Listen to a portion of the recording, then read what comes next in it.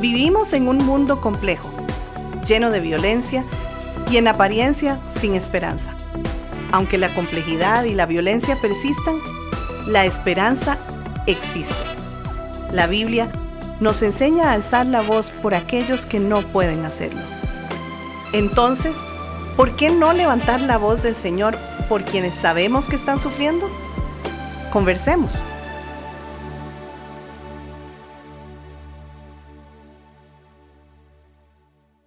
La palabra de Dios aplicada a la oración no apaga la espontaneidad, la guía, sino que la protege para que sea agradable al Padre y cumpla su propósito. En las oraciones que vemos en el Antiguo Testamento, siempre hubo revelación previa, sea una promesa, un mandamiento, una profecía. Revelación en la que se fundamentaba la súplica, el gozo o el lamento.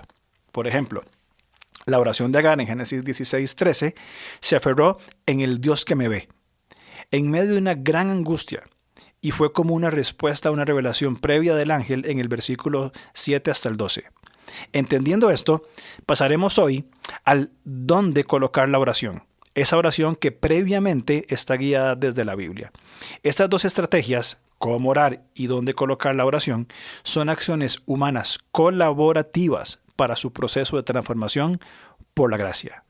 Mi hermano, ¿cómo estás? Mi hermano, terminemos este podcast ya. De una vez. No. Quitemos la parte del saludo y vamos de una vez. Semerente introducción, ya listo. Ya está. Entremos entonces. Pues estoy muy bien, mi hermano, y de verdad muy, muy contento y agradecido con el Señor de que nos lleve por donde nos está llevando, con este vínculo de la oración, que suele ser relacionado con aburrimiento, con distracciones, con cargas, y como hemos dicho antes, el problema está en nuestra metodología, no en la oración per se, porque es el recurso por el cual accesamos confiadamente en Cristo al trono de la gracia para estar frente al poder transformacional. Correcto, totalmente. Es un asunto de metodología entonces. Así Muy es. bien. Para muchos, el cómo orar puede significarle un riesgo metodológico, es decir, por dónde entro, ¿verdad? Sí, que tengo que cambiar el método, no sé si arriesgarme, porque mi método es orar desde mi espontaneidad y nada más. Correcto. Eso es un riesgo metodológico. Sí, exactamente, ¿verdad? O el método que sea, ¿bien? Pero este riesgo que tomamos de orar con la Biblia es convertir promesas en súplicas. Es decir, tomar esos mandatos en confesión, profecías en esperanza, lamentos en confianza.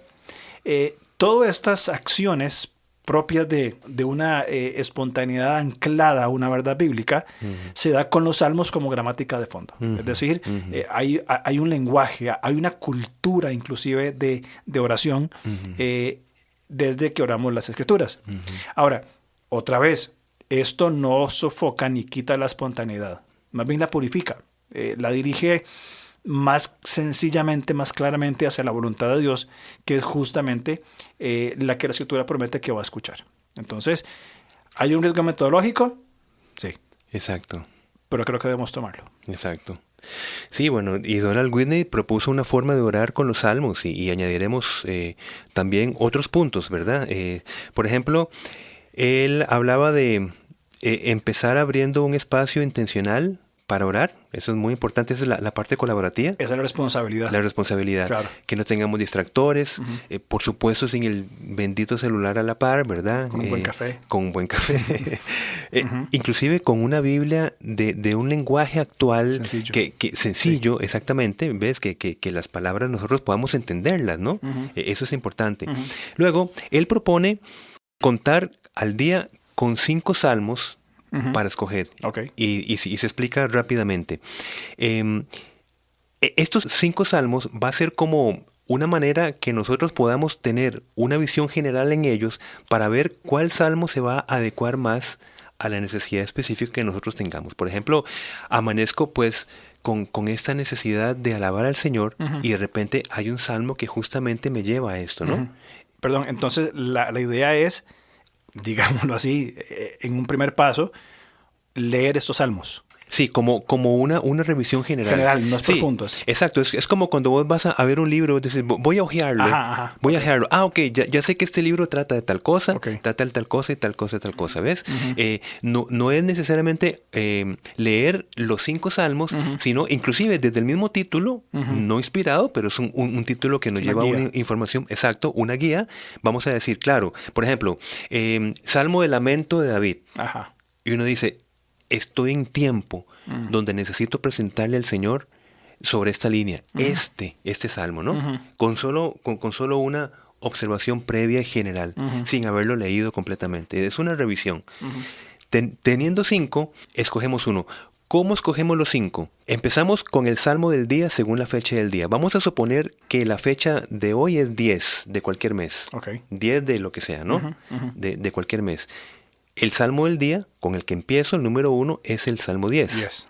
Luego empiezo a escoger los otros 4 salmos, son 5 en total, escojo los otros salmos con una distancia de 30 entre cada uno, numéricamente. Entonces, por ejemplo, mis 5 salmos, si hoy es día 10, va a ser 10, que es el día de hoy, más 40, o sea, más 30, 40, o sea, el salmo 10, el salmo 40, el salmo 70, el salmo 100, y el Salmo 130. Se suman 30.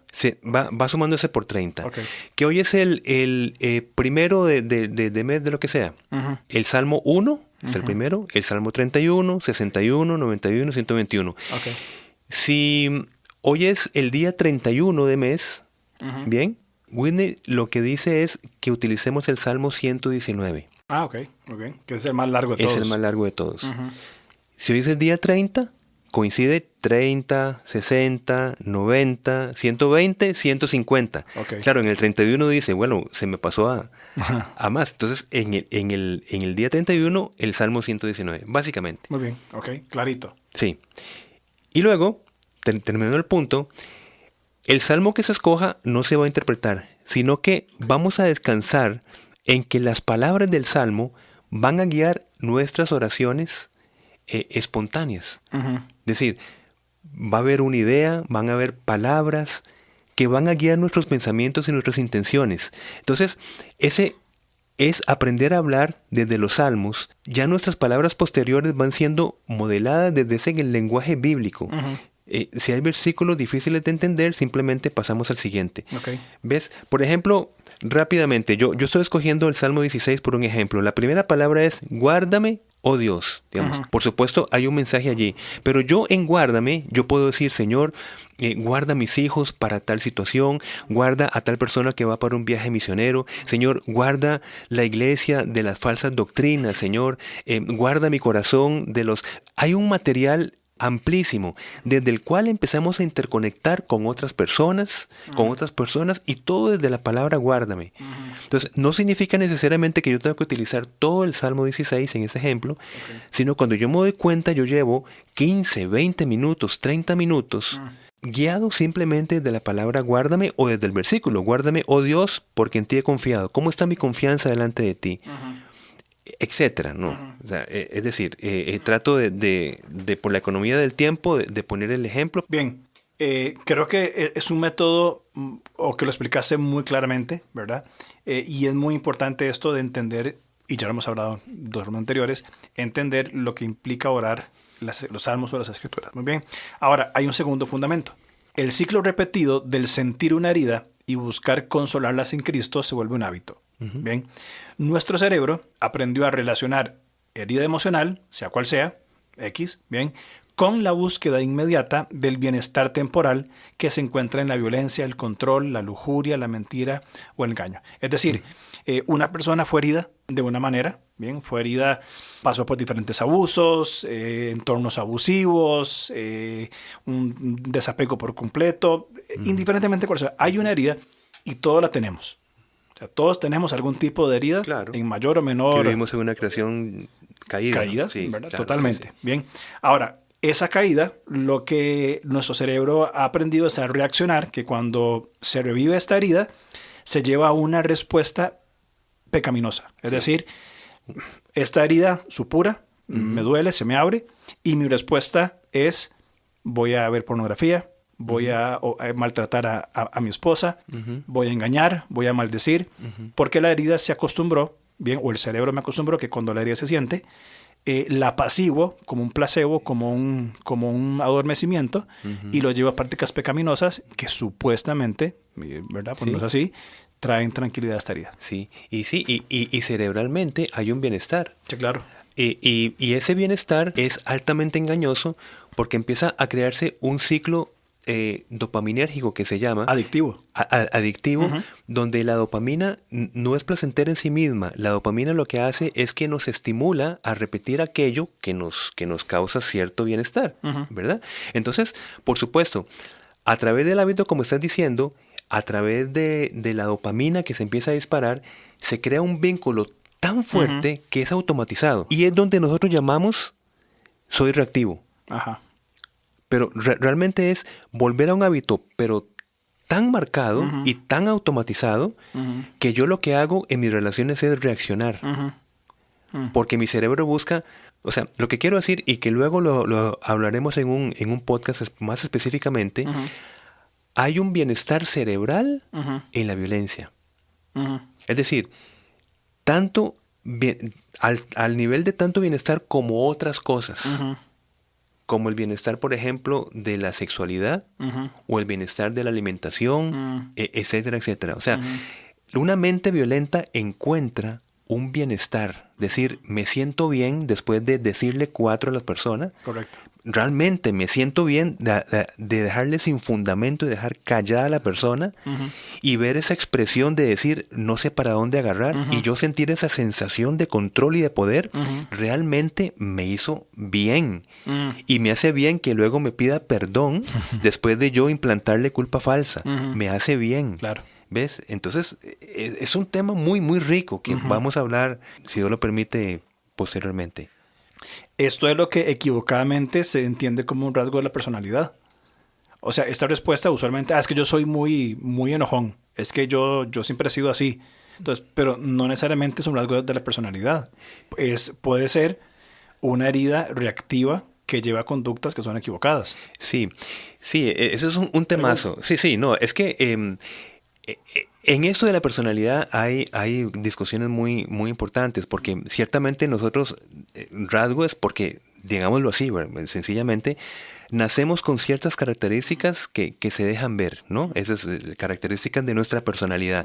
Y a la vez, esto que es innato, a la vez es modelado.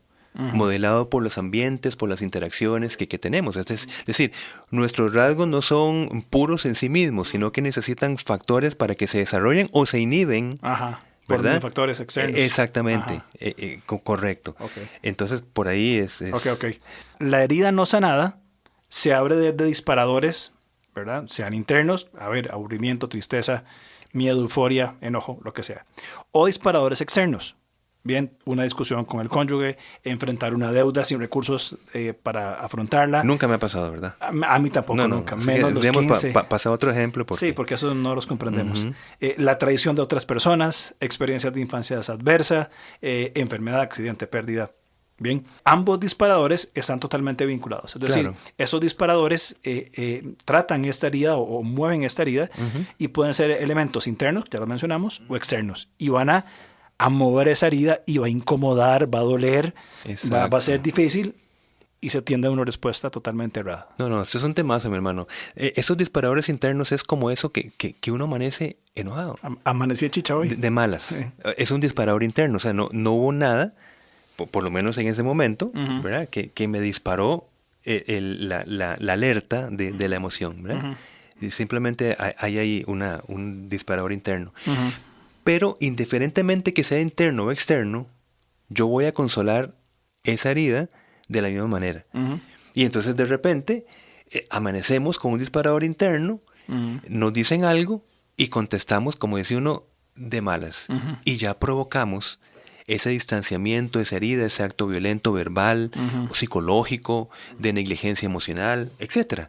¿Verdad? Como puede ser a través de una discusión. Discuto con mi esposa, me lleno de ira y me consuelo con la pornografía. O me consuelo con el adulterio. o me consuelo con esto, con lo otro, de tantas opciones que hay en la sociedad. ¿Ves? Y eso está siendo automatizado, al punto de decir, es que yo me merezco este consuelo porque me siento tan mal en esta discusión, en este disparador externo. Repito y termino el punto. Esto llega a ser totalmente normalizado en la persona y cada vez que se ejecuta se refuerza más por nuestro cerebro. Discusión con la esposa, nuestro cerebro grita a través de disparadores de todo, decir, ya sabemos qué es lo que tenés que hacer. Exactamente. Sí. Ya, vamos al consuelo que nos ha dado bienestar durante 10, 15, 20 años. Vamos, ¿qué vamos a esperar? Claro. Y puedo yo estar orando en la mañana, puedo yo venir el domingo de la iglesia y eso resultó un lunes. Claro. ¿Ves? ¿Y dónde quedó todo eso? Exactamente. Entonces, ahí por eso estamos hablando dónde colocar la oración. Exacto. Entonces, hablamos de dos cosas que creo que sería muy importante que resaltemos. Uno son los disparadores de la herida. Sí. ¿Okay? Internos o externos. Internos o externos. Muy bien. Y un segundo punto para resaltar es el consuelo. Exactamente. ¿Okay? Entonces, herida activa o disparadores, consuelo. Sí. Herida, consuelo. Herida, consuelo. Exacto. ¿Dónde colocamos entonces la oración? Exacto. Para que sea un medio transformador por la intimidad con el Señor. Ahí está. Ese es el kit de la cuestión. Entonces, como bien está diciendo, es posible, sí, ante un disparador, tener ya automatizado la búsqueda de consuelo, que estamos diciendo, en la ira, en el menosprecio, porque puede ser, dice, pero nos llegó una deuda que no hemos pagado, es un disparador externo, y pero ¿qué tiene que ver con que me estés menospreciando? Claro. O hablando de esa manera. Es porque es la manera de consolar ese disparador externo. Correcto. A través de la mentira también. A veces hay personas que salen de la situación y se sienten bien mintiendo, tergiversando la cuestión, para verse bien delante de las personas con las que están. Eso es un consuelo. Entonces, no colocamos nada entre el disparador y el aparente consuelo. Ahí está el problema. Entonces, repito, se habitúa de tal forma que no nos damos cuenta. Entonces, a tu pregunta, ¿dónde colocamos la oración? Justamente entre el disparador, que muchas veces no podemos evitar, ¿verdad? O sea, no podemos evitar una u otra cosa, y el aparente consuelo. Ahí en medio, entre el disparador, que somos llamados a irlos identificando, ¿verdad? Y fácil de identificar, simplemente me va a producir un estado emocional no agradable. Y el aparente consuelo que yo tengo normalizado. Entonces, esta acción que inicia siendo muy consciente e intencional requiere aplicarse en todo momento. Efesios 6:18 nos llama a orar en todo tiempo con toda oración, y escucha esto, y súplica en el Espíritu, velando en ello con toda perseverancia. El punto de la perseverancia, mi hermano, es tan profundo que tenemos que ahondarlo. Es la colaboración humana, nuestra perseverancia para orar en todo tiempo, en ir colocando, en ir ejercitando el colocar la oración en medio de mis disparadores y el consuelo que ya yo sé que viene. Pero no debo de perder esperanza. Porque nuestra vida no puede decir, ya yo no tengo más remedio en contra de mi violencia, en contra de buscar pornografía, en contra de mi ira, en contra de esto. Ya no tengo esperanza. No, lo que tiene es un mal método. Claro, exactamente. El método de orar en la mañana, orar en la noche y no ser perseverante, de colocar la oración en medio de un disparador y el consuelo. Y es que eso no nos hace entender la batalla en la que estamos. Porque si creemos que orar es un tiempo en la mañana, ¿verdad? Como un check, marqué, listo, ya oré, vámonos. Y alguna semana noche en el culto de oración, ¿verdad? Ya oré en la mañana, el culto de oración, antes de cada comida, es pecado no orar, ¿verdad? No estamos entendiendo la batalla que estamos librando ni cómo debemos tenerla. Porque es un asunto que vos decías de perseverancia, y de hecho ese texto que nombraste en Efesios está en ese contexto metafórico de la armadura, del concepto del escudo, de la espada, de colocarnos, ¿verdad? Y firmes a aguantar nuestra posición. El recurso principal es la oración constante. O sea, es un estado de guerra espiritual, entendiéndose correctamente lo que esto implica, ¿verdad? Sí. Y esta batalla espiritual que bien está señalando desde Efesios 6, nosotros pretendemos librarla desde nuestras fuerzas. Claro. O sea, nosotros decimos, dependo de ti, Señor, por eso me levanto cada mañana, o no me puedo acostar si no es en tu presencia. Está muy bien.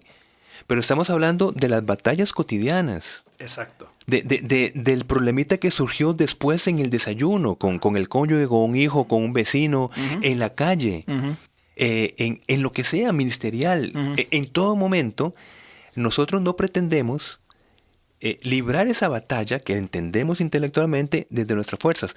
Claro. Si eso sucede, tenemos cómo librar la batalla con falsos consuelos. Correcto. Y vamos a ganar la preocupación, el estrés, la situación, el disparador, lo vamos a ganar con el bienestar que el cerebro ya tiene automatizado. Es decir, tranquilo, aquí lo resolvemos con este consuelo pecaminoso. Con este parchecito. Exacto. Y luego en la noche llegamos con la piedra en el pecho, Señor, perdóname por lo que hice. Y se repite el mismo ciclo, y se repite el mismo ciclo, y el mismo ciclo, y el mismo ciclo. ¿Bien? Este pasaje en Proverbios, ahora que decías eso, se me vino a la mente, de el que confiesa y se aparta alcanzará misericordia, hablando de la confesión. Confesión es decir lo que Dios dice del pecado. Exacto. Es decir, si confesamos honestamente nuestro pecado, Señor, hoy pequé porque, y cito y lloro desde las Escrituras, Sí. esa herida, ese dolor, o sea, estoy verdaderamente orando, estoy confesando mi pecado en oración, y entonces el confiesa y aparta alcanzará misericordia. De acuerdo. Hay un proceso de restaurador tremendo en una confesión sincera desde las Escrituras. Sí. Y te voy a poner porque estás diciendo algo muy, muy importante.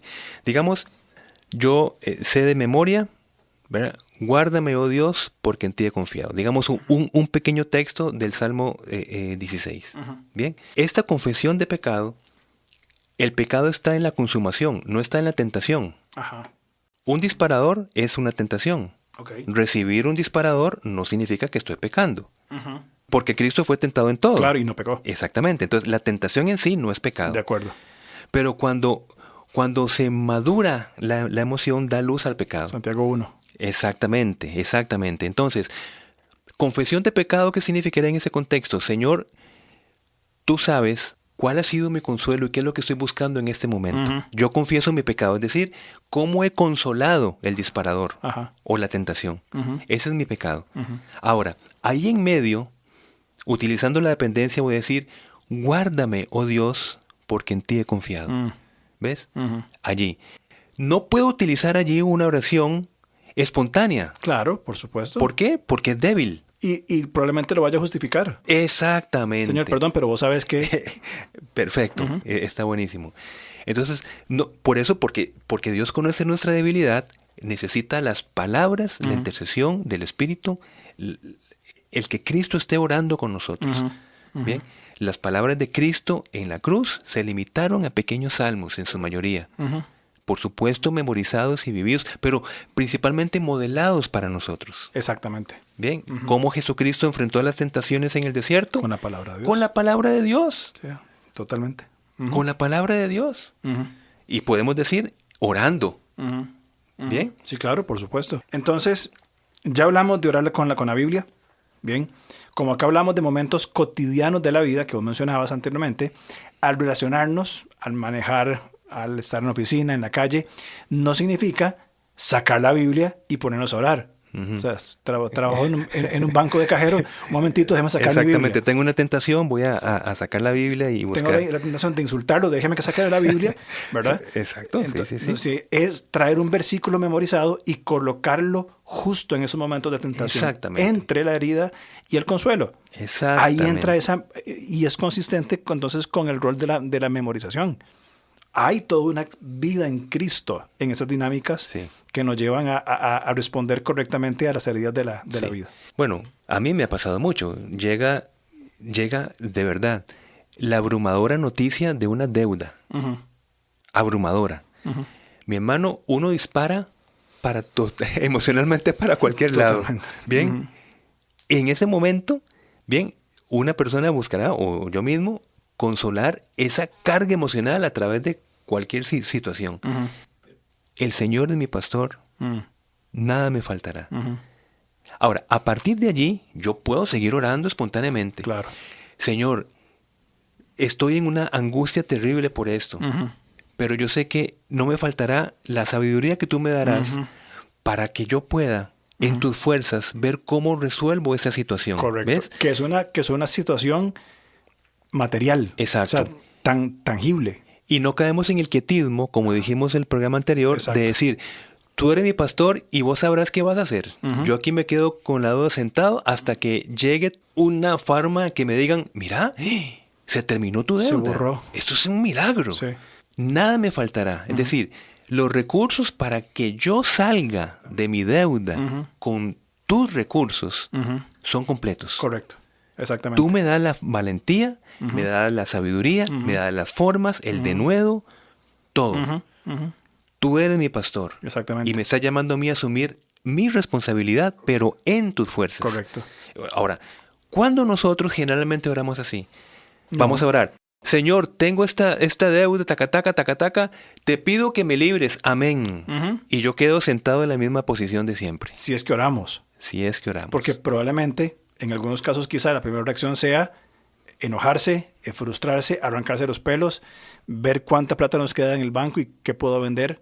Señor, ¿dónde estás? ¿Me has abandonado? Ajá, totalmente. ¿Verdad? Algo más pesimista. Qué injusto la palabra, ¿verdad? Sí, porque a mí, no al otro, yo voy a la iglesia, yo hago esto, yo oro, Señor, pero entonces que, claro, mal manejada una oración desde simplemente una animosidad descontrolada, desbordada, y no de la verdad revelada. Exactamente. Sí. Y eso es básicamente. Entonces, otro ejemplo, puedo llegar cansado, frustrado a la casa, sumado a una actitud distante del cónyuge y se busca consuelos, ¿verdad? Por medio de la lujuria. Pero se coloca este versículo memorizado. Tú eres mi Señor, no hay para mí bien fuera de ti. Bien, allí en ese momento donde yo digo, llego cansado, hay un desprecio humano esperable en mi esposo o esposa, cristiana, pastor o no pastor, hijo de Dios, misionero o no misionero, sí. ¿Verdad? Hay un desprecio. Totalmente. ¿Ok? Ahora yo voy a responder trancándome, como dice uno, en carácter, y voy a esperar a hacerle la misma en algún momento. Esos son los consuelos que causan bienestar. Pero allí metemos, no hay para mí bien fuera de ti. Entonces, hablamos de colocar un recurso vivo y eficaz, un auxilio fiel y verdadero, pero colocarlo en el lugar y en el momento preciso. Esa es nuestra disciplina. Esa es la responsabilidad. Esa es nuestra responsabilidad. Correcto. Esa es nuestra colaboración. Justamente esa. Claro. ¿Ves? Crear el espacio para estar ahí. Exactamente. Exactamente. Muy bien. Creo que todo eso que estamos hablando, ejercitarnos para usar la palabra en esta facultad, es algo similar a lo que dice Hebreos 5:14. Correcto. Bien, que es un texto muy importante. Correcto. Un texto que nos va llevando hacia este ejercicio, ¿verdad? Sí. El alimento sólido es para los adultos. Estoy leyendo Biblia de las Américas. Es para los adultos, los cuales por la práctica tienen los sentidos ejercitados para el discernir entre el bien y el mal. Bien, por la práctica. Por la práctica, el ejercicio, esa acción, ¿verdad? Esa costumbre que hay. Entonces, va transformando, por pura gracia, nada más nuestro corazón. Porque nos consolamos ya no desde una forma pecaminosa, no desde la lujuria, la ira, el control, etcétera, sino desde el amor. Exacto. La seguridad, la plenitud, el agua de vida para no tener nunca más sed. Esa es la vida eterna que nos ofrecen el Señor. Exacto. Y que nos conformamos con otras cosas. Un discernimiento no ejercitado va a llevarnos al consuelo pecaminoso. Correcto. A racionalizarlo. Exactamente. De decir, bueno, es que de ahí me lo merecía. Claro. O bueno, es que me trataron de esa manera que quería que hiciera. Claro. Y es que vea, yo le voy a contar una cosa, a mí no me atienden, entonces ¿qué quiere que haga? Claro. Entonces no hay discernimiento entre lo bueno y lo malo. Exactamente. Pero desde esa práctica que está señalando, esa responsabilidad, en el espíritu se va ejercitando el discernimiento entre decir, Señor, tú eres mi consuelo, yo no me voy a consolar desde el pecado ya. Ya yo sé lo que tu palabra dice que es bueno y lo que tu palabra dice que es malo. Correcto. Y ahí es donde se va a dejar ver el fruto del Espíritu. Gálatas 5, 22, 23.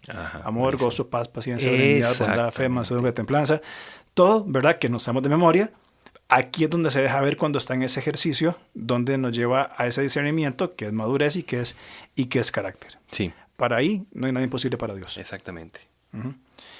Creo que entonces, para ir cerrando este tema, Si la herida se sana desde el amor, nuestro ser buscará este consuelo y lejos de agravar nuestro problema, como pasaba con los falsos consuelos, bien, buscar refugio en Dios nos edifica, o mejor dicho, nos santifica, y edificamos a otros. Bien, es una dinámica que me encanta, que dice Tripp en uno de sus libros: mientras estamos en procesos de transformación, Él nos sigue transformando a nosotros. Bien, 1 Corintios capítulo 7, ¿acaso ustedes, esposas, no se dan cuenta de que sus maridos podrían ser salvos a causa de ustedes? ¿Y ustedes, esposos, no se dan cuenta de que sus esposas podrían ser salvas a causa de ustedes?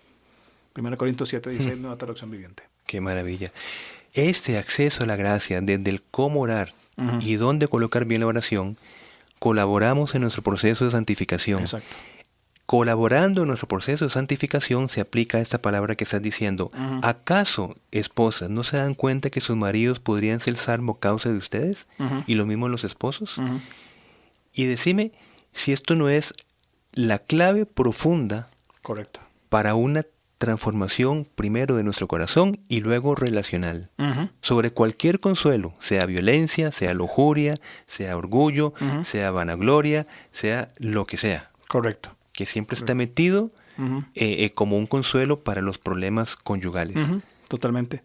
Sabes que algo que me encanta de esto es que aquí donde realmente se lleva la batalla completa, porque entendemos que es un asunto espiritual, sí, pero no solamente espiritual bajo ese concepto, ¿verdad? Intangible, es espiritual en la vida diaria. Y ahí es donde en los conflictos cotidianos, me encantó eso que dijiste sobre orar sobre la discusión que tuve como con mi esposa, que yo fui sarcástico y dije lo que no tenía que haber dicho, que me fui sin despedir porque estaba enojado. O sea, no estamos, aplica a grandes problemas de la vida, sí, a crisis, pero en el día a día, esa perseverancia en oración, interponiendo la oración entre la herida y el consuelo, es lo que va a llevarnos a una transformación. Pues es la clave profunda para el cambio. Exacto. Ahí es donde está. Exacto. E involucra dos cosas infaltables: la oración y la palabra de Dios. Y esos dos elementos transformacionales, junto con una comunidad de fe, donde todos estamos en ese proceso, y como hacemos aquí en Costa Rica, nos metemos el hombro. Exacto. Cuénteme la historia. Y digo esto rapidísimo por el tiempo ya del programa. Solemos orar después de haber tomado el consuelo. Y pensamos, ok, ciertamente, está muy bien. Confesamos el pecado, bien, pero lo confesamos después de haber sido consumado. Claro. Está bien, está bien. Señor, perdóname por haber sido tan sarcástico, por haber sido tan violento, por el recurso que utilicé. Está bien. Por eso estamos hablando de un riesgo metodológico. Claro. La oración vamos a recolocarla, como estás bien diciendo, antes del consuelo, del sarcasmo, de la herida, de lo que sea. ¿Ves? Allí. De forma de prevención, preventiva en vez de confesional. Exactamente. Porque imagínate, no deja de ser frustrante para una relación de pues estar pidiendo edificación y perdón por las mismas cosas durante 10 años. Claro, no tiene es decir, y yo decirle a mi esposa, tranquila, que yo cada vez que hago o digo esto, yo le pido perdón al Señor. Muy bien, pero como quisiera que se note, que se note que hay un proceso donde ya no estás utilizando ese recurso del no sé, de la violencia o lo que sea. Correcto. Qué bonito sería que se vea el fruto. Que no llegue a explotar el punto, porque es como un ciclo. Claro. ¿Verdad? De acuerdo. Un ciclo. Entonces, ahí es recolocar la oración. Muy bien. La otra semana, mi hermano, empezamos con un nuevo tema, ¿no? Tema maravilloso. Tenemos a la psicóloga Laura Naranjo. Ha tenido experiencia en diferentes campos con el tema tan complejo como es la trata de personas, y realmente va a ser una conversación riquísima. Riquísima en el sentido de aprendizaje, muy dolorosa, por lo que implica, pero queremos ampliar en ese tema como una forma de violencia extrema. Correcto. También ese tema que hemos hablado es un libro del doctor Donald Whitney, se llama Orando la Biblia. En Amazon cuesta $11. Imagínate. O sea, es una inversión mínima, claro, pero creo que valdría la pena. Y finalmente, Conferencia Levanta, 8 de noviembre. Aquí en las plataformas tiene toda la información. Cumplí con los anuncios de los patrocinadores. Bueno, mi hermano, un gusto, de verdad. Gracias a Dios por ese tema. Gracias a Linaje Producciones, como siempre. Por supuesto. Y bueno, nos vemos la otra semana. Nos vemos entonces, os quiere. Sí. Chao. Gracias por escucharnos. Estamos listos para seguir conversando a través de nuestras redes sociales. En Instagram, búsquenos como @levantacr. en Facebook como LevantaCR o contáctenos al correo alonso@levantacr.org.